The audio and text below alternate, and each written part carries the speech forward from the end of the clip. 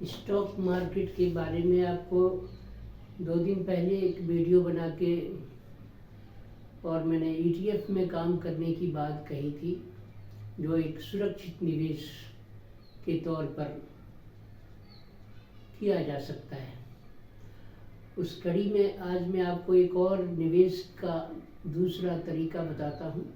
ये मासिक आय प्राप्त करने वाले लोगों के लिए बेहतर होगा, जो लोग मासिक वेतन पाते हैं और अपने वेतन से, अपनी सैलरी से, मासिक सैलरी से कुछ पैसा बचा करके उसकी SIP systematic investment plan, mutual fund में जैसे SIP होती है उस तरह से अगर वो SIP करना चाहें लंबे समय के लिए, 5 साल 10 साल का उनका व्यू हो, तो उनके लिए बहुत ये एक अच्छी स्ट्रेटजी है।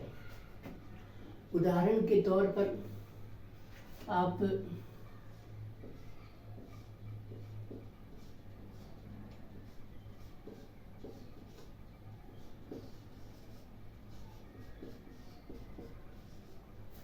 निफ्टी बीज को मान लीजिए।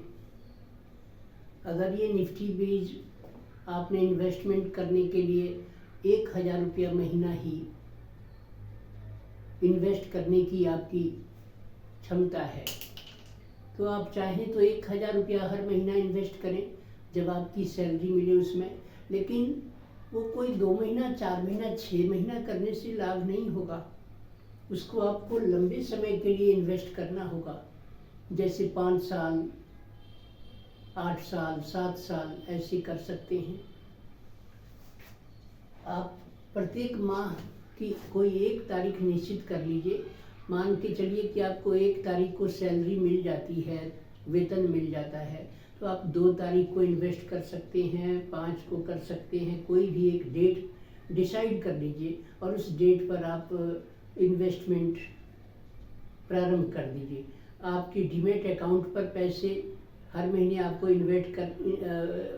ऐड करने पड़ेंगे और उसके बाद उस पैसे से आप निफ्टी बीज का जो करंट प्राइस उस दिन चल रहा होगा, जिस दिन आप इन्वेस्ट करने जा रहे हैं, उस दिन आप देख लें कि उसका क्या भाव चल रहा है। शाम को 3 बजे से लेकर 3:30 बजे के बीच, 3:15 बजे के बीच आप देख लीजिए, क्योंकि मार्केट, भारत का जो इंडियन स्टॉक मार्केट है वो मंडे टू फ्राइडे यानी सोमवार से शुक्रवार तक और सुबह 9:15 से 3:30 सायं आफ्टरनून में 3:30 तक चलता है, सोमवार से शुक्रवार। बीच में अगर किसी प्रकार का राजकीय अवकाश आ गया तो वो छुट्टी रहता है स्टॉक मार्केट का।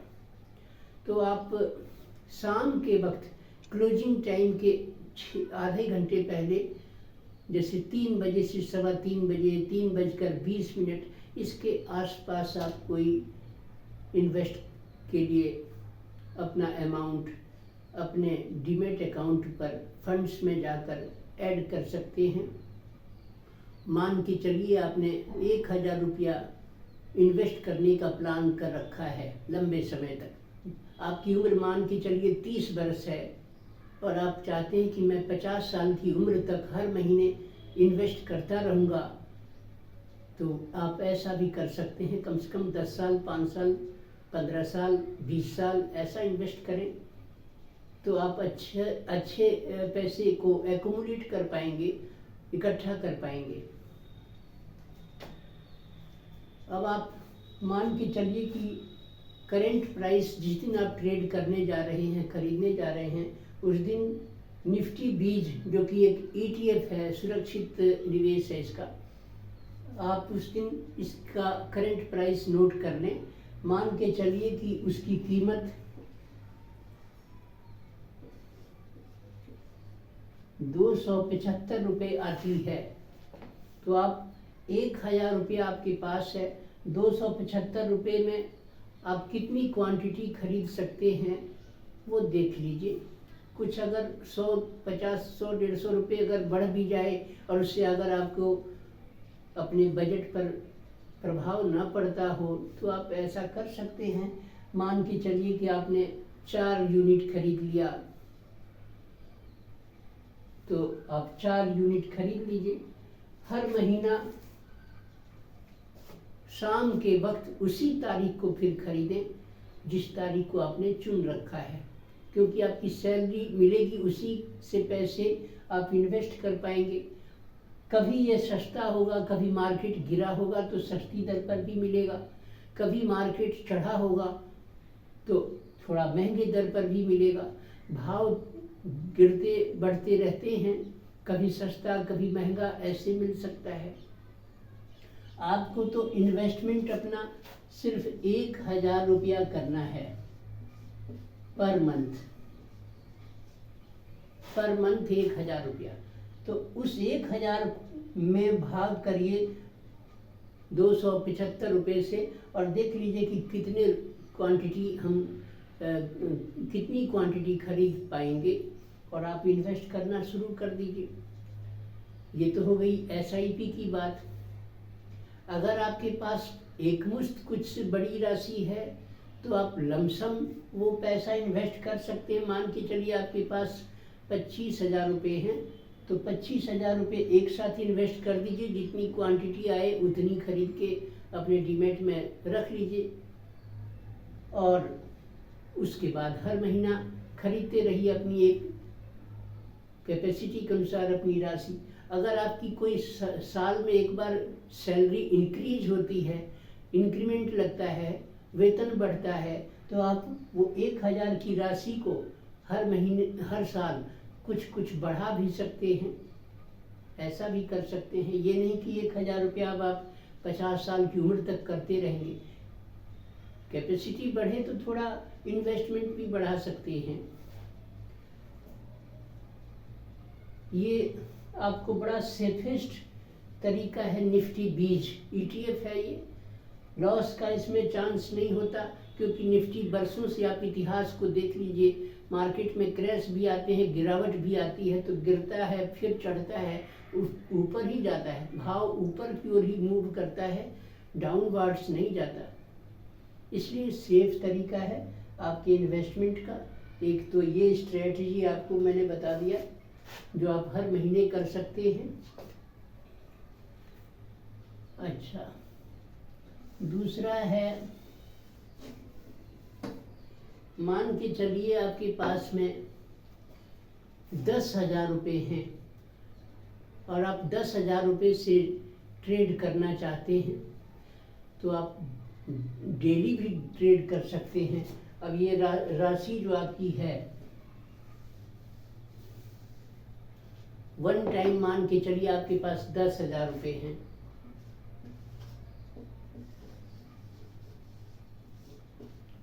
ये आपकी कैपिटल है, पूंजी है,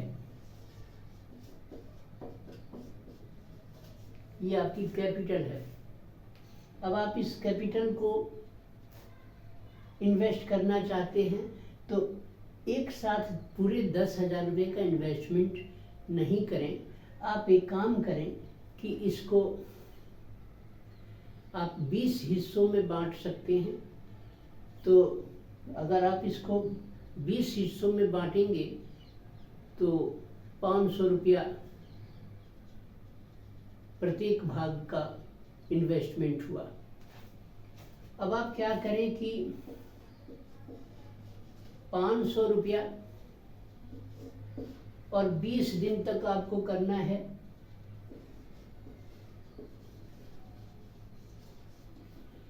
तो पर डे आपको क्या करना होगा, देखिए 3 बजे के बाद, शाम को 3 बजे के बाद आप एक स्टॉक देख लीजिए जिसका नाम है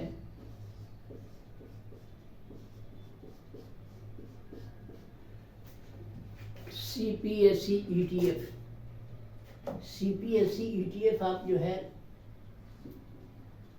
ले लीजिए और इसमें क्या करिए कि शाम को 3 बजे के बाद आप जो भी उसकी प्राइस चल रही हो, मान के चलिए 90 रुपये की चल रही है, 90 रुपये का एक क्वांटिटी मिल रहा है और आपको लगाने हैं 500 रुपये, तो आप 500 में 90 से भाग करके देख लीजिए, तो लगभग 450 रुपये खर्च होंगे, तो 5 क्वांटिटी आप खरीद पाएंगे इस दर से। अगर आप कुछ 500 से थोड़ा अधिक भी लगा सकते हैं तो आप 6 क्वांटिटी खरीद सकते हैं, थोड़ा पैसा और बढ़ जाएगा, 500 के बजाय 540 रुपये खर्च हो जाएंगे। और आप सिर्फ 500 ही खर्च करते हैं तो आपको सिर्फ 5 क्वांटिटी मिलेगी 450 रुपये में। 50 रुपये आपको कल के ट्रेड के लिए बच जाएंगे आपके अकाउंट पर फंड्स में। अब ये 90 रुपये के हिसाब से 5 क्वांटिटी आप 3:15 बजे के आसपास, 3 बजे के बाद और 3:30 बजे शाम को से पहले, मार्केट क्लोज होने से पहले खरीद लीजिए। मान के चलिए 1 तारीख, किसी महीने की 1 तारीख को आपने 5 क्वांटिटी खरीद लिया,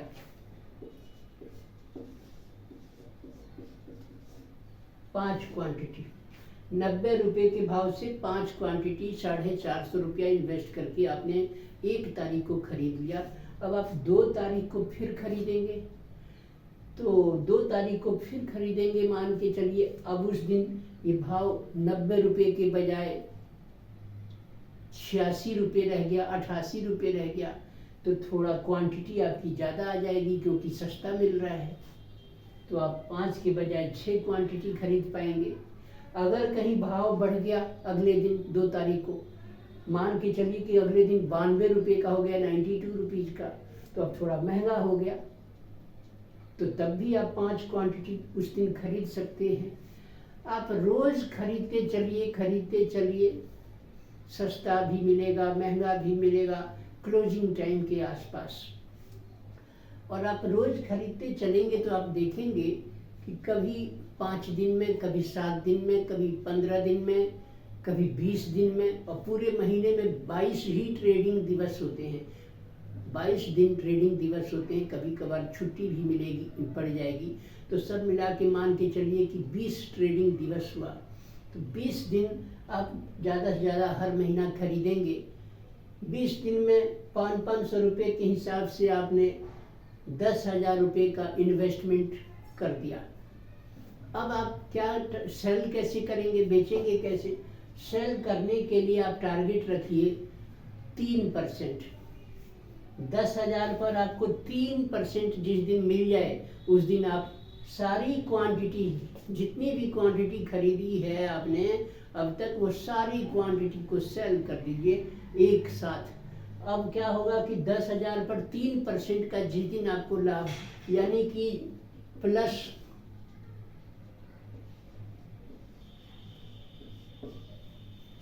300 रुपया मुनाफा। 10,000 आपकी पूंजी थी और अब 300 रुपया इस पर आपको प्रॉफिट मिल रहा है, तो 10,300 रुपये आपने एक मंथ में अगर कमा लिया, एक बार कभी कमाएंगे, कभी आप 2 बार भी कमा लेंगे, तो जो भी आपका पैसा बढ़ेगा वो आपके मूलधन में 10,000 में शामिल हो जाएगा। और इसी तरीके से आपकी पूंजी, आपका कैपिटल हर महीने बढ़ता रहेगा। कभी 10 दिन में नहीं बढ़ा, 20 दिन में नहीं बढ़ा, प्रॉफिट नहीं मिला, तो 1.5 महीने में मिल जाएगा, 2 महीने में मिल जाएगा, तब भी आपको बहुत फायदा है। 3% हर महीना अर्न करेंगे तो 12 महीने में 12 या 36% आपने अर्न किया। लेकिन जरूरी नहीं है कि हर महीना आप 300 रुपया कमा ही लेंगे, कभी थोड़ा देर भी होगी। तो मान के चलिए कि आपने 12 महीने में हर महीने ना कमाकर 6 बार ही कमाया 3%, तब भी आपको 6 या 18% प्रॉफिट होगा। तो 18%, यानी कि अब इसका 300 का 6 गुना 1800 रुपये बढ़ जाएंगे और आपकी पूंजी 10,000 से बढ़कर 11,800 रुपये हो जाएगी एक साल के बाद। अब आपकी पूंजी 11,800 है, उसको इन्वेस्ट करिए, इसी पैटर्न से चलिए, इसी तरीके से चलिए, तो इस तरह से आपकी पूंजी बाद में चलकर बहुत अच्छी रफ्तार पकड़ लेगी ग्रोथ होने की। कंपाउंडिंग फ़ायदा आपको मिलने लग जाएगा और ये बहुत सेफेस्ट तरीका है। तो आशा करता हूँ वीडियो अगर आपको पसंद आए तो लाइक करिएगा और चैनल को सब्सक्राइब करिएगा। धन्यवाद।